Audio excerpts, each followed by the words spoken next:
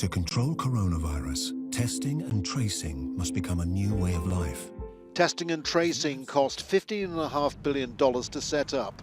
40 management consultants were paid up to $9,000 a day to make it work. What are they doing? What are they doing? Would they like to come and sit with a few clinical caseworkers? This contact tracer, an experienced clinician, says mismanagement and understaffing are among the litany of issues she faces.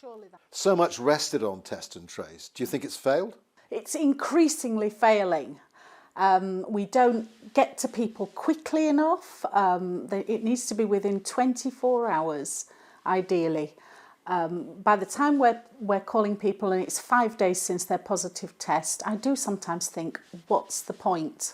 It's the fragmentation between cases being passed from us to public health local teams and back again. It would be far better if we were more integrated. And with record infection rate increases, the number of people who aren't self-isolating is rising too. It's failing. They're only managing to contact less than 60% of contacts of coronavirus cases.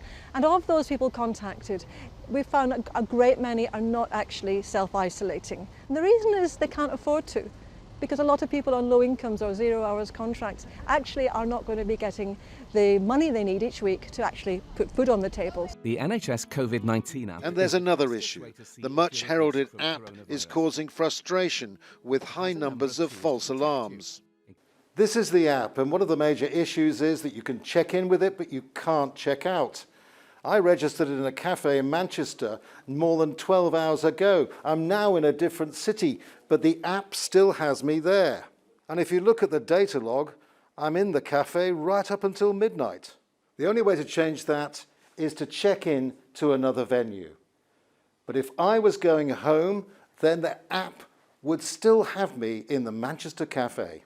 The app sends an anonymous alert to anyone who may be at risk. Its main feature is Bluetooth scanning, linking to other phones, but that can cause even more false alarms.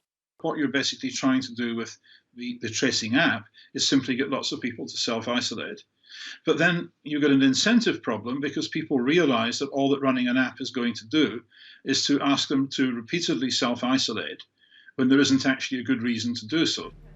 The UK's Prime Minister Boris Johnson promised world-beating testing and tracing. It's nothing like that. And the pandemic in Europe is threatening a longer and more deadly peak than in the spring. Andrew Simmons, Al Jazeera, Northern England.